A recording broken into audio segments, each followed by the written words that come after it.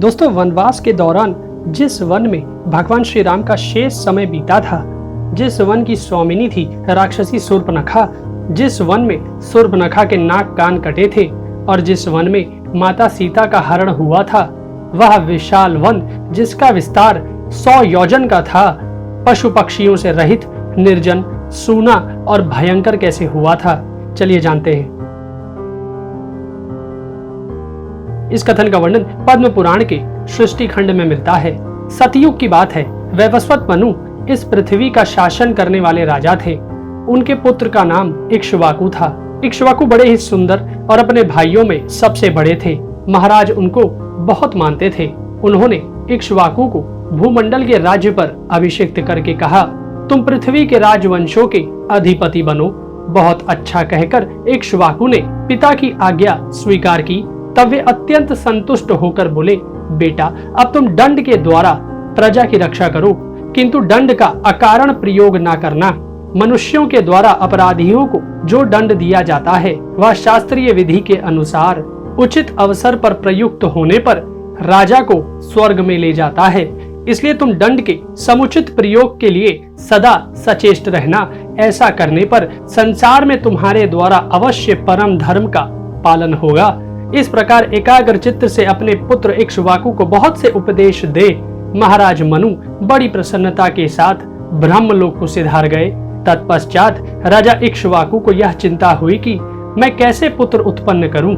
इसके लिए उन्होंने नाना प्रकार के शास्त्रीय कर्म, यज्ञ आदि किए और उनके द्वारा राजा को अनेकों पुत्रों की प्राप्ति हुई। देव कुमार के समान तेजस्वी राजा इक्ष्वाकु ने पुत्रों को जन्म देकर पितरों को संतुष्ट किया। इक्ष्वाकु के पुत्रों में जो सबसे छोटा था वह गुणों में सबसे श्रेष्ठ था।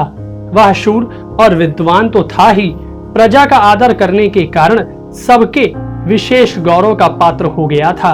उसके बुद्धिमान पिता ने उसका नाम दंड रखा और विंध्यगिरी के 2 शिखरों के बीच में उसके रहने के लिए एक नगर दे दिया। उस नगर का नाम मधुमत्त था। धर्मात्मा दंड ने बहुत वर्षों तक वहां का अकंटक राज्य किया।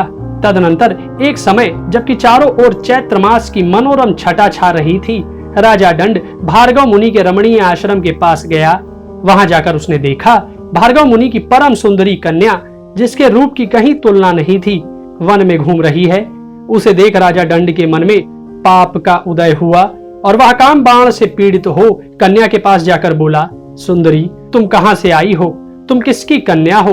मैं काम से पीड़ित होकर तुमसे ये बातें पूछ रहा हूँ। मैं तुम्हारा दास हूँ। सुंदरी, मुझ भक्त को अंगीकार करो।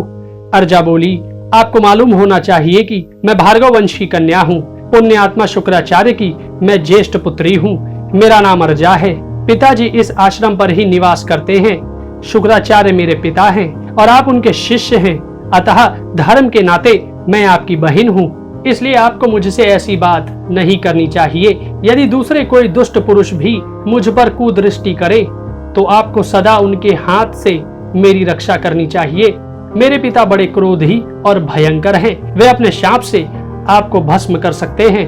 अतः आप मेरे महातेजस्वी पिता के पास जाइए और धर्मानुकूल बर्ताव के द्वारा उनसे मेरे लिए याचना कीजिए।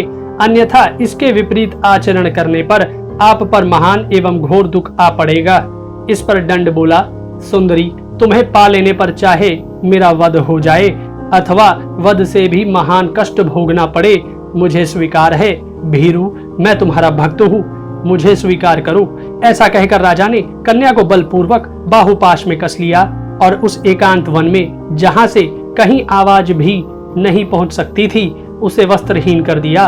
वह अबला उसकी भुजाओं से छूटने के लिए बहुत छटपटाई, परंतु फिर भी उसने स्वेच्छानुसार उसके साथ भोग किया। वह अत्यंत कठोरतापूर्ण और महाभयानक अपराध करके तुरंत अपने नगर को चल दिया तथा भार्गव कन्या अर्जा दीन भाव से रोती हुई अत्यंत उद्विग्न हो आश्रम के समीप अपने देवतुल्य पिता के पास आई। उसके पिता शुक्राचार्य जी सरोवर पर से स्नान करके अपने शिष्यों सहित आश्रम पर लौट आए। आश्रम पर आकर उन्होंने देखा अर्जा की दशा बड़ी दयनीय है। वह धूल में सनी हुई है। फिर तो तुरंत ही सारा रहस्य उनके ध्यान में आ गया। तब शुक्र को बड़ा रोष हुआ। वे तीनों लोगों को दग्ध सा करते हुए अपने शिष्यों को सुनाकर बोले, धर्म के विपरीत आचरण करने वाले अदूरदर्शी दंड के ऊपर प्रज्वलित अग्नि शिखा के समान भयंकर विपत्ति आ रही है। तुम सब लोग देख लेना, वह खोटी बुद्धि वाला पापी राजा अपने देश, भृत्य, सेना और वाहन सहित नष्ट हो जाएगा।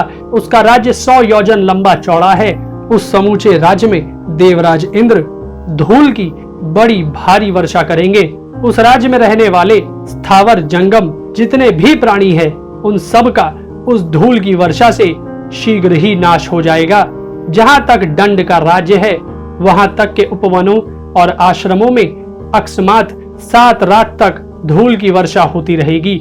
क्रोध से संतप्त होने के कारण इस प्रकार शाप दे महर्षि शुक्र ने आश्रमवासी शिष्यों से कहा, तुम लोग यहाँ रहने वाले सब लोगों को इस राज्य की सीमा से बाहर ले जाओ। उनकी आज्ञा पाते ही आश्रमवासी मनुष्य शीघ्रता पूर्वक उस राज्य से हट गए और सीमा से बाहर जाकर उन्होंने अपने डेरे डाल दिए। तदनंतर शुक्राचार्य अर्जा से बोले, ओ नीच बुद्धि वाली कन्या, तू अपने चित्त को एकाग्र करके सदा इस आश्रम पर ही निवास कर। यह 4 कोस के विस्तार का सुंदर शोभा संपन्न सरोवर है। अर्जे, तू रजोगुण से रहित सात्विक जीवन व्यतीत करती हुई 100 वर्षों तक यहीं रहे। महर्षि का यह आदेश सुन अर्जा ने तथास्तु कहकर उनकी आज्ञा स्वीकार की। उस समय वह बहुत ही दुखी हो रही थी। शुक्राचार्य ने कन्या से उपर्युक्त बात कहकर वहां से दूसरे आश्रम के लिए प्रस्थान किया। ब्रह्मवादी महर्षि के कथानुसार विंध्यगिरि के शिखरों पर फैला हुआ राजा दंड का समूचा राज्य 1 सप्ताह के भीतर ही जलकर खाक हो गया।